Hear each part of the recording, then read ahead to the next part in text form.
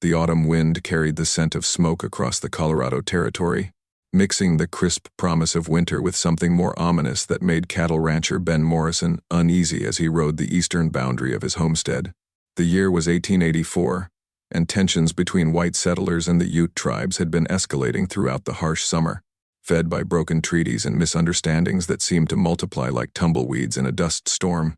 Ben's ranch sat in the disputed borderlands, a modest spread of 800 acres that he had carved from the wilderness through 15 years of backbreaking labor. His weathered hands gripped the reins of his sturdy sorrel gelding, Dakota, as his blue eyes scanned the horizon for signs of trouble.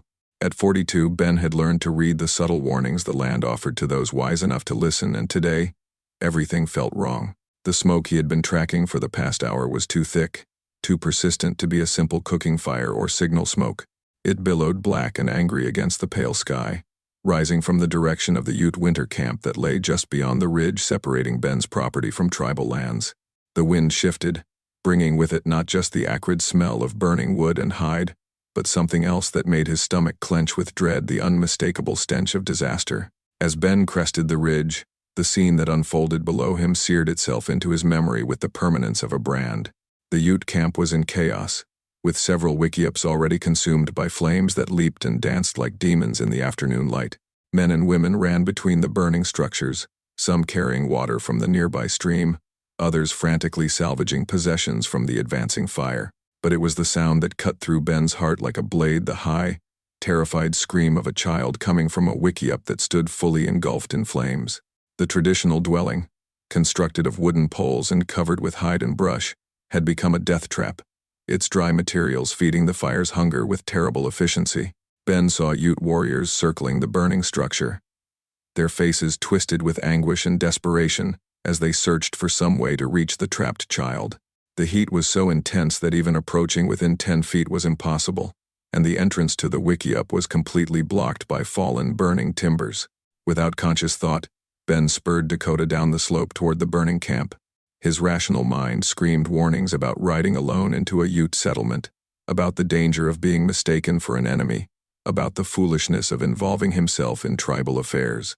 But the sound of that child's terrified cries drowned out every other consideration. As he galloped into the camp, several Ute warriors turned toward him with weapons raised, their faces painted with suspicion and defensive anger. A white man arriving during their moment of crisis could only mean trouble, or so their bitter experience had taught them. But Ben ignored the threatening gestures, ignored the shouted challenges in the Ute language, ignored everything except the burning wickiup and the weakening cries coming from within. He leaped from Dakota's back before the horse had fully stopped, his eyes already assessing the structure and calculating his only chance of reaching the trapped child. The entrance was indeed impossible. Collapsed timbers blocked the way, and the flames were too intense. But Ben's experienced eye caught something the desperate Ute warriors had missed. The back wall of the wickiup, though burning, hadn't yet fully collapsed. There was a narrow gap where the hide covering had pulled away from the frame, creating an opening barely wide enough for a man to squeeze through. "There!" Ben shouted, pointing toward the gap, though he knew none of the Ute would understand his English. Instead, he ran toward the burning structure, ignoring the searing heat that felt like standing next to a forge. The warriors watched in amazement as this white stranger prepared to risk his life for one of their children. The heat hit Ben like a physical blow as he approached the back of the burning wickiup, singeing his eyebrows and turning his skin red as a lobster's shell. Through the gap in the hide covering, he could see into the smoke-filled interior, where a small figure huddled against the far wall, a boy, perhaps 6 or 7 years old, paralyzed with terror as flames crept closer from all sides. Ben didn't hesitate. Pulling his bandana up over his nose and mouth, he squeezed through the narrow opening, feeling the burning hide scrape against his back and shoulders. The interior of the wickiup was like stepping into hell itself, smoke so thick he could barely see his own hands, heat that seemed to suck the air from his lungs, and the terrifying crackle of flames consuming everything around him. The child looked up at Ben with eyes wide with terror and confusion. Through the smoke and fear, Ben could see that this was a beautiful little boy with the fine features common to Ute children, his traditional clothing torn and singed, but his spirit still fighting against the terror that held him frozen. "It's all right, son," Ben said gently, knowing his words wouldn't be understood but hoping his tone would convey reassurance. "I'm here to help you." The boy shrank back against the wall, uncertain whether this strange white man represented salvation or a new kind of danger. Ben could see the child's dilemma written in his frightened expression. Trust the enemy his people had taught him to fear, or remain in the certain death of the burning wickiup. Ben made the choice for both of them. Moving as gently as he could while fighting the urgency of their situation, he scooped the boy into his arms. The child was surprisingly light, his small body trembling with fear and shock. But he didn't struggle as Ben held him close and began to assess their escape route. The gap through which Ben had entered was now partially blocked by falling debris, and flames were beginning to consume the hide covering around it. The front entrance remained completely impassable. Ben's heart sank as he realized they were trapped. The very gap that had offered hope was being consumed by the fire's relentless advance. But then he heard something that gave him desperate inspiration, voices outside, calling in the Ute language. The warriors were still there, still trying to find a way to help. Ben moved to the section of wall that seemed least damaged and began kicking at the wooden frame with all his strength, hoping to weaken the structure enough to create a new escape route. The boy in his arms began to understand what Ben was attempting, and added his own small voice to the effort, calling out in Ute to the warriors outside. Ben couldn't understand the words, but he could hear the hope mixed with fear in the child's voice as he communicated with his people. Suddenly, the wall began to shake from the other side as Ute warriors understood what Ben was trying to do and began attacking the structure from outside. Working together, the white rancher and Ute fighters weakened the wall until Ben could kick through the remaining hide covering and wooden supports. Fresh air rushed in like a gift from heaven, and Ben stumbled through the opening with the boy clutched tightly in his arms. The Ute warriors pulled them both to safety just as the entire wickiup collapsed behind them in a shower of sparks and burning debris. Ben fell to his knees in the grass, gasping for clean air while the boy clung to him with the desperate grip of someone who had just been snatched from the jaws of death. Around them, the Ute camp continued its battle against the spreading fire, but Ben was only dimly aware of the ongoing crisis as smoke inhalation and exhaustion took their toll. When Ben's vision cleared and his breathing steadied, he found himself surrounded by a semicircle of Ute faces, men, women, and children, all staring at him with expressions ranging from amazement to gratitude to deep suspicion. The boy he had rescued still clung to his shirt, unwilling to let go of his unlikely savior, while an older woman who was clearly the child's grandmother knelt beside them with tears streaming down her weathered cheeks. The fire itself was finally under control, thanks to the combined efforts of the entire camp and the fortunate fact that the wind had shifted, pushing the flames away from the remaining structures. But the damage was significant. 3 wickiups had been completely destroyed, and several families had lost most of their possessions with winter approaching. An elderly Ute man approached Ben with the dignified bearing of a leader. His face was deeply lined with age and experience, his gray hair braided with ornaments that spoke of high rank within the tribe. When he spoke, his English was careful but clear, learned through decades of necessary interaction with white authorities. "I am Chief Running Bear," he said formally. "This is my grandson, Little Hawk, whom you have saved from the flames. Our people owe you a debt that cannot easily be repaid." Ben struggled to his feet, his legs still shaky from smoke inhalation and the adrenaline of the rescue. "Chief, I'm Ben Morrison. I ranch just over the ridge, and you don't owe me anything. I just did what anyone should do when a child's in danger." The chief's eyes studied Ben's face intently, as if trying to read the truth in his features. "You are the white man who lives alone on the disputed land, the one our young warriors call fair dealer because you do not try to drive off our hunting parties." Ben was surprised that the Ute knew of him by reputation. "I just figure there's enough land for everyone if we respect each other's rights. Your people have been hunting these hills a lot longer than I've been here." Chief Running Bear nodded slowly, approval growing in his expression.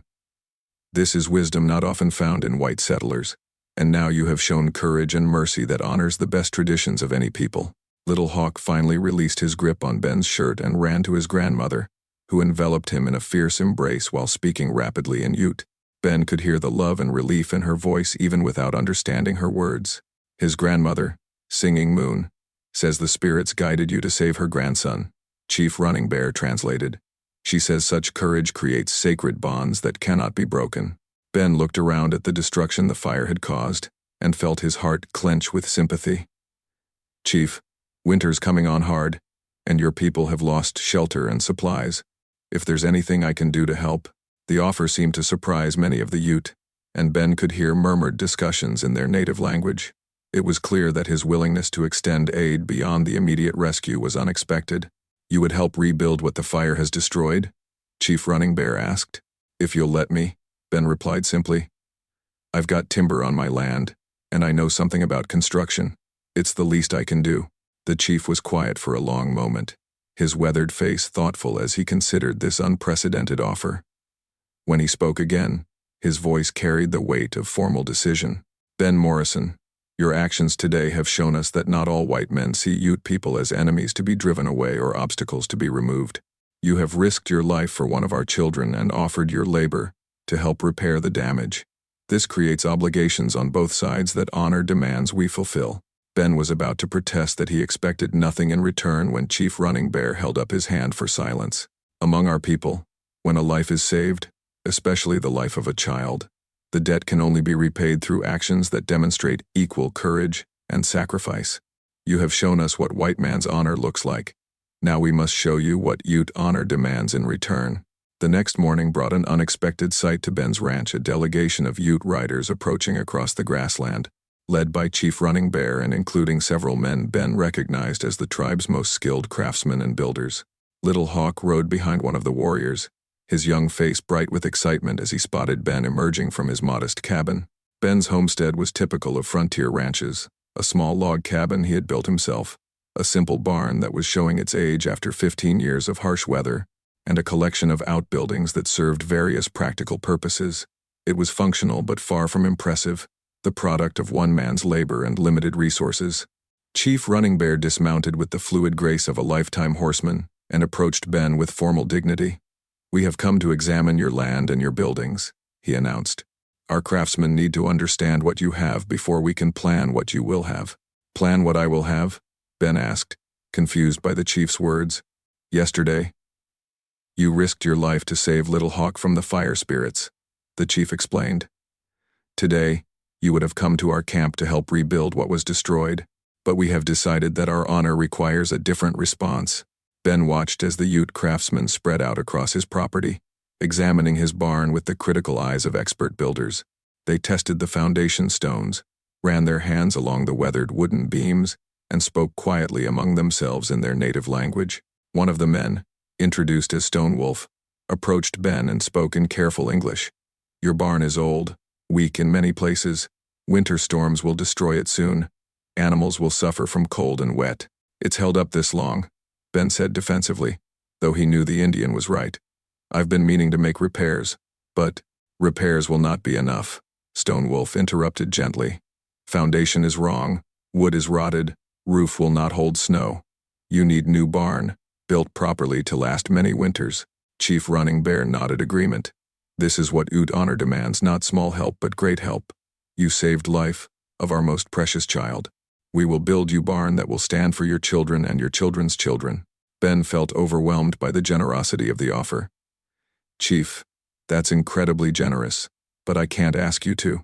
"You are not asking," the chief said firmly. "We are offering.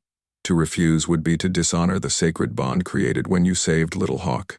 Among our people, such refusal would be considered great insult."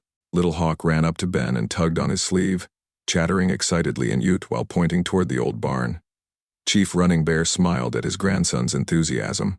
"He says he wants to help build your new barn. He says he must learn to work with his hands to honor the man who saved his life." Over the next hour, Ben watched in amazement as the Ute craftsmen conducted what could only be described as a professional survey of his property. They tested soil composition, measured drainage patterns, noted prevailing wind directions, and assessed the best location for a new structure that would serve both practical and aesthetic purposes. Stone Wolf returned to Ben with what was obviously a comprehensive plan. "We will build here," he said, indicating a spot slightly elevated from the current barn's location. "Ground is more solid, drainage is better, protection from winter winds is stronger." "How long would such a project take?" Ben asked. "With full crew of builders, 3 weeks if weather holds," Stone Wolf replied. "We bring all materials, all tools, all knowledge. You provide only hospitality and willingness to learn our building methods." Chief Running Bear placed his hand on Ben's shoulder. "This barn will be built in the old way, with methods our grandfathers used to create structures that lasted for generations. But it will also incorporate the best of white man's building techniques.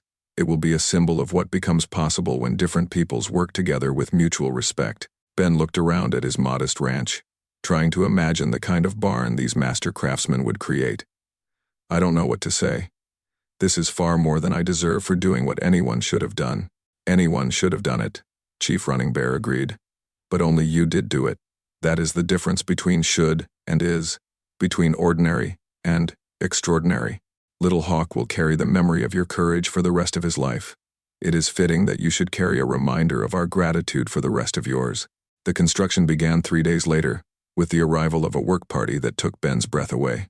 20 Ute craftsmen rode onto his property, leading pack horses loaded with tools that demonstrated centuries of accumulated knowledge about working with wood, stone, and natural materials. But these weren't primitive implements, they were sophisticated tools that had been refined through generations of use, some incorporating metal elements obtained through trade with white settlements. Stone Wolf had brought his 2 sons, both expert builders in their own right, and they immediately began the careful process of laying out the foundation, according to principles that combined Ute traditional knowledge with practical engineering. Ben watched in fascination as they used techniques he had never seen before, methods for creating drainage that would keep the foundation dry in any weather, and ways of positioning the structure to take advantage of natural wind patterns for ventilation, and approaches to selecting and preparing timber that would ensure the building's longevity. Your people know things about construction that I never learned, Ben admitted to Chief Running Bear as they watched the foundation work begin.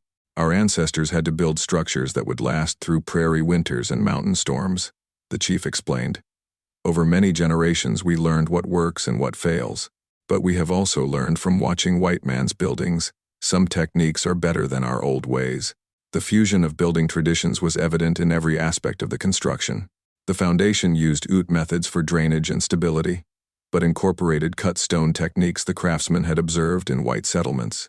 The frame would follow traditional Ute principles for flexibility and strength, but would use milled lumber and metal hardware that Ben provided from his own supplies and purchases in town. Little Hawk appointed himself as Ben's personal assistant and shadow, following the rancher around the construction site and chattering constantly in a mixture of Ute and broken English. The boy's enthusiasm was infectious, and Ben found himself learning basic Ute words while teaching Little Hawk more English vocabulary related to building and ranching. He says you are his second grandfather now, Chief Running Bear translated after one of the boy's longer speeches. He says the fire spirits tried to take him to the land of shadows, but you fought them and won. This makes you a warrior in his eyes. By the end of the first week, Ben realized he was witnessing something unprecedented in the history of white Indian relations in the territory.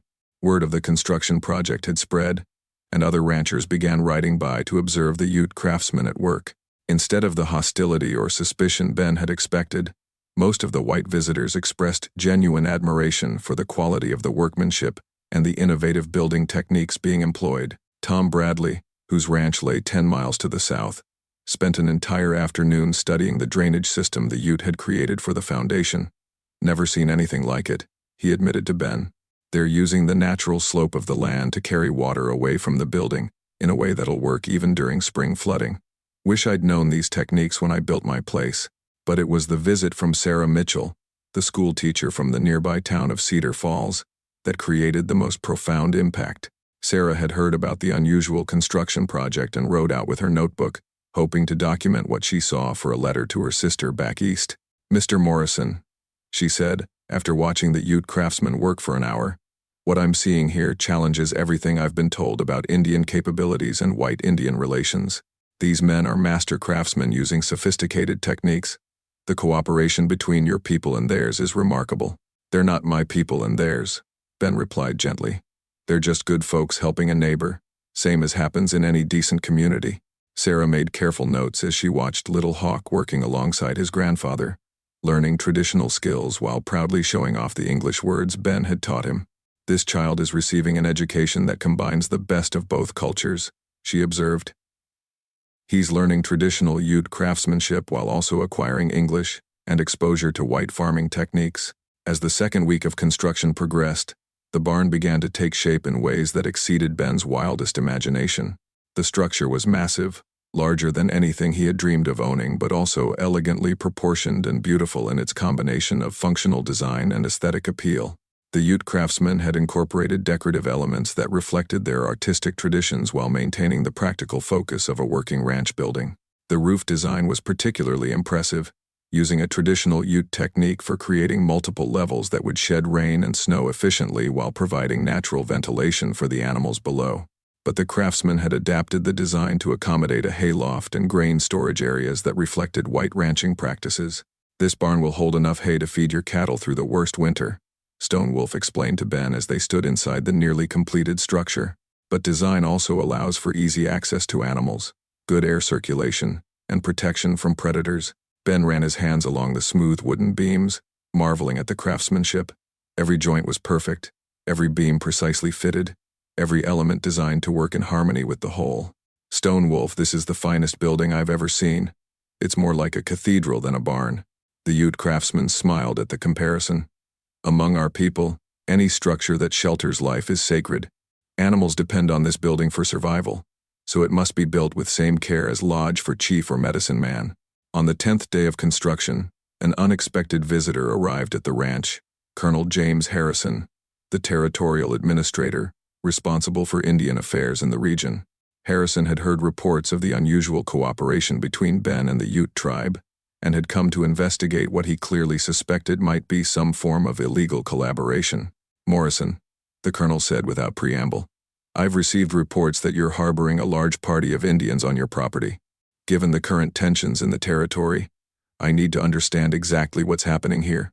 Ben led the colonel to where the construction was in progress, and Harrison's expression changed from suspicion to amazement as he took in the scope and quality of the work being done. "These Indians are building this barn for you?" Harrison asked. "They're repaying a debt of honor," Ben replied, then told the story of Little Hawk's rescue and the Ute response. Colonel Harrison walked around the construction site, observing the sophisticated techniques being employed and the obvious skill of the craftsmen. When he spoke to Chief Running Bear, his tone was respectful rather than authoritative. "Chief, this level of craftsmanship is impressive. Have your people considered offering their building services to other ranchers in the territory?" Chief Running Bear exchanged glances with Stone Wolf before answering. "White men usually want to drive Indians away, not hire them for work. That may be changing," Harrison said thoughtfully. "What I'm seeing here suggests possibilities for economic cooperation that could benefit both communities. Would your people be interested in building contracts with white ranchers who could pay fair wages?" The conversation that followed marked a turning point in territorial relations. Colonel Harrison, who had arrived expecting to break up an illegal gathering, instead found himself facilitating discussions about legitimate business partnerships between Ute craftsmen and white ranchers who needed quality construction work. "Mr. Morrison," Harrison said as he prepared to leave, "what you've accomplished here goes far beyond the construction of a barn. You've demonstrated that cooperation between whites and Indians can produce results that benefit everyone involved. I intend to recommend to the territorial governor that your ranch be designated as an official example of successful integration policies." That evening, as Ben sat with Chief Running Bear and Little Hawk watching the sunset paint the sky in shades of gold and crimson, he reflected on how much his life had changed since that fateful day when he had heard a child's cry coming from a burning wickiup. "Chief," he said quietly, "when I pulled Little Hawk out of that fire, I thought I was just saving one little boy. I never imagined it would lead to all this." Chief Running Bear nodded thoughtfully. "Among our people, we believe that every action creates ripples that spread far beyond what we can see. Your courage saved my grandson, but it also opened a door between our peoples that had been closed by fear and misunderstanding." Little Hawk, who had been quietly practicing English words, looked up at Ben with serious dark eyes. "Grandfather Ben," he said carefully, "when I grow up I want to build barns like my Ute grandfather and ranch cattle like my white grandfather. Is that possible?" Ben felt his throat tighten with emotion as he heard the hope in the boy's voice. "Little Hawk, I think you can be anything you want to be. And with what you're learning from both your grandfathers, you'll be able to build bridges between worlds that need connecting." The barn's completion ceremony took place on a crisp October morning with representatives from both the Ute tribe and the white ranching community in attendance. What had begun as a simple construction project had evolved into something much larger, a symbol of what became possible when people chose cooperation over conflict. The structure that stood before the gathered crowd was magnificent beyond anything Ben had imagined when the project began. The barn was built to last for generations, its massive timber frame constructed with joinery techniques that required no nails or metal fasteners. The roof was a masterpiece of engineering that would shed snow and rain while providing natural ventilation, and the interior was spacious enough to house Ben's expanded herd with room for growth. But perhaps most remarkable were the decorative elements the Ute craftsmen had incorporated into the functional design. Carved into the main support beams were traditional Ute symbols representing strength, protection, and friendship, while the large sliding doors featured metalwork that combined practical hardware with artistic designs reflecting both cultures. "This barn represents more than shelter for animals," Chief Running Bear announced to the assembled crowd, speaking in English so that all could understand. "It represents what becomes possible when different peoples work together with mutual respect and shared purpose." Colonel Harrison, who had returned for the ceremony with several territorial officials, nodded agreement. "What we're witnessing here today is the birth of a new model for relations between white settlers and Indian tribes. Mr. Morrison and Chief Running Bear have shown that cooperation produces better results than conflict." The formal ceremony included the presentation of a carved wooden plaque that would be mounted inside the barn. Created by Stone Wolf and his sons, the plaque depicted the rescue of Little Hawk from the burning wickiup, surrounded by symbols representing the friendship that had grown from that moment of courage. "This plaque will remain here for as long as the barn stands," Stone Wolf explained.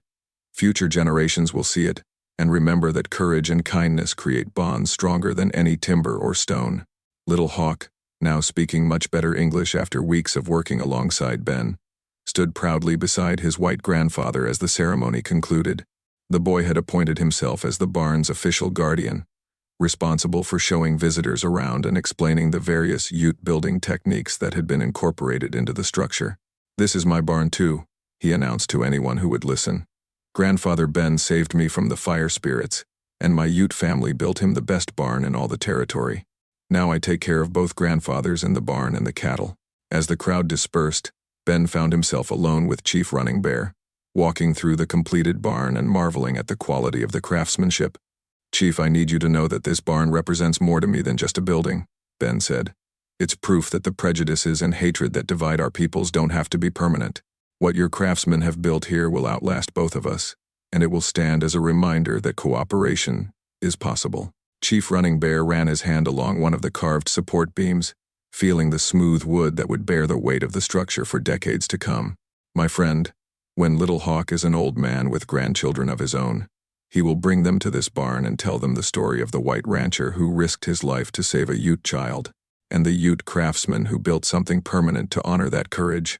The barn's impact on the community was immediate and far-reaching. Within a month, 3 other ranchers had approached Chief Running Bear about commissioning construction projects from Ute craftsmen. The territorial governor himself visited to observe what was being hailed as a model for peaceful coexistence between whites and Indians. But for Ben, the greatest reward was watching Little Hawk thrive in his role as a bridge between two worlds. The boy spent his days learning both traditional Ute skills from his tribal grandfather and modern ranching techniques from Ben. His bilingual abilities made him invaluable as a translator when business discussions arose between Ute craftsmen and white ranchers. "He's becoming something new," Sarah Mitchell observed during one of her visits to document the ongoing cooperation between the communities.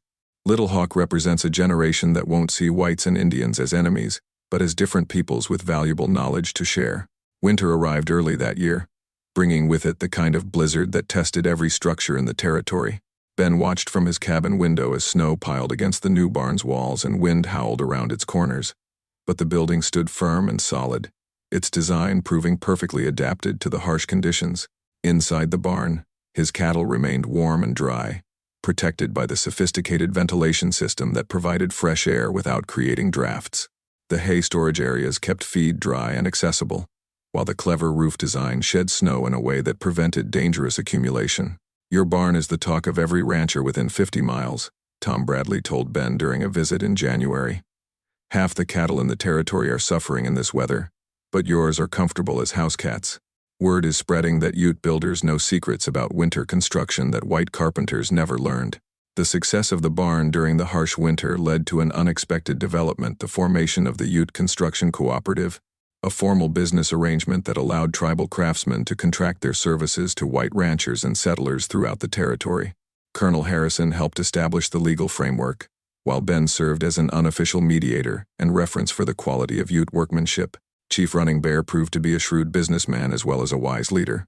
He insisted that all contracts include provisions for fair wages, respectful treatment of workers, and the incorporation of traditional Ute techniques alongside modern materials and methods. "We will not simply copy white man's building methods," he explained to potential clients. "We bring knowledge accumulated over many generations, techniques that create structures perfectly adapted to this land and this climate. The value of our work lies not just in labor, but in wisdom." Little Hawk, now 9 years old and fluent in both languages, became the unofficial ambassador for the construction cooperative. His presence at business meetings helped overcome the prejudices and fears that some white ranchers still harbored about working with Indians. "Little Hawk represents the future," Sarah Mitchell wrote in a letter to her sister that would later be published in Eastern newspapers. "He moves easily between two worlds, serving as translator not just of languages but of cultures. Through him, whites and UTEs are learning to see each other as individuals rather than enemies." The boy's education had become as unique as his circumstances. Mornings were spent with Chief Running Bear learning traditional Ute skills, hunting, tracking, the identification of useful plants, and the oral traditions that preserved tribal history. Afternoons were spent with Ben learning ranching techniques, basic mathematics for managing livestock, and English reading and writing skills. "He's getting an education that combines the best of both worlds," Ben told Colonel Harrison during one of the officials' regular visits. "Little Hawk knows things about this land that no white child could learn, but he also understands modern business and technology in ways that will serve him well in the changing world." Spring brought new challenges and opportunities. The success of the Ute Construction Cooperative had attracted attention from as far away as Denver, where territorial officials were looking for models of successful Indian integration. A delegation of government representatives arrived to study what was being called the Morrison experiment. "What we're seeing here challenges many assumptions about Indian capabilities and the possibilities for peaceful coexistence," declared Senator William Hayes, who chaired the Territorial Committee on Indian Affairs. "The quality of construction work and the level of business sophistication displayed by these Ute craftsmen exceeds that of many white contractors, but success brought its own problems. Some white contractors, feeling threatened by the competition from Ute builders, began spreading rumors about the quality and reliability of Indian workmanship. A few radical settlers, opposed to any cooperation with Indians, started organizing boycotts of ranchers who employed Ute construction services. The situation came to a head in late spring when a group of agitators, led by a failed rancher named Jake Thornton, arrived at Ben's property with the intention of intimidating him into severing his relationship with the Ute tribe. The confrontation began on a warm May morning when Thornton and 6 supporters rode onto Ben's property, their hostile intentions clear from their aggressive postures and the weapons they carried openly. Ben was working with Little Hawk to repair a section of fence when the group appeared, and the boy immediately ran toward the house while Ben stood his ground. "Morrison," Thornton called out, his voice carrying the ugly tone of a man looking for trouble. "We've come to talk sense into you about this Indian-loving nonsense you've been spreading through the territory." Ben set down his tools and faced the group calmly, noting their positions and calculating his chances if the situation turned violent. "Jake, you're welcome to state your business, but you'll do it respectfully, or not at all." "Respectfully?" Thornton laughed harshly. "You're giving work to savages that should go to white men, and you expect us to be respectful about it?" "I'm giving work to the best craftsmen in the territory," Ben replied evenly. "If you can build a barn that'll stand up to a Colorado winter better than what the Ute built for me, I'd be happy to hire you for my next project." The implied challenge seemed to enrage Thornton further. "Those Indians are taking food out of the mouths of white families, and you're helping them do it. That makes you a traitor to your own kind." Before Ben could respond, he heard something that filled him with both pride and concern, the sound of approaching horses coming fast from the direction of the Ute camp. Little Hawk had obviously managed to get word to his tribal family about the trouble at the ranch. Chief Running Bear led a party of 20 warriors onto Ben's property, but their approach was measured and controlled rather than aggressive. The chief positioned his men in a way that made it clear they were prepared for trouble without actually threatening the white agitators. "Mr. Morrison," Chief Running Bear said formally, "Little Hawk tells us you have unwelcome visitors who speak of violence. We have come to ensure that our friend receives the respect he has earned." The arrival of the Ute warriors clearly unnerved Thornton's group, but the failed rancher was too committed to his confrontational course to back down gracefully. "This is exactly what I'm talking about," he shouted. "You've got these savages thinking they have the right to interfere in white men's business." Chief Running Bear's voice remained calm but carried an unmistakable edge of authority. "Mr. Thornton, is it?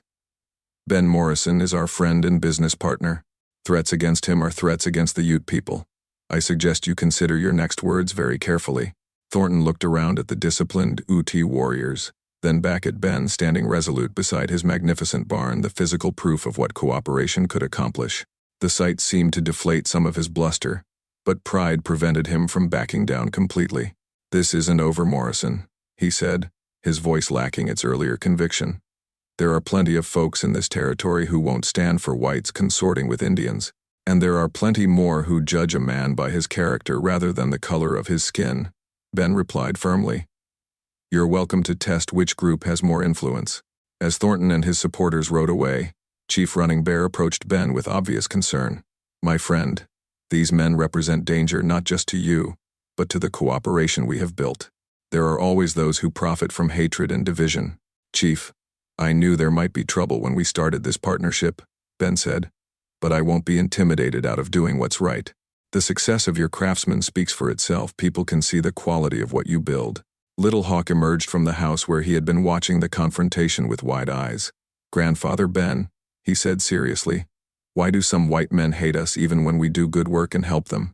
Ben knelt down to the boy's level, struggling to find words that could explain the complexities of prejudice to a child.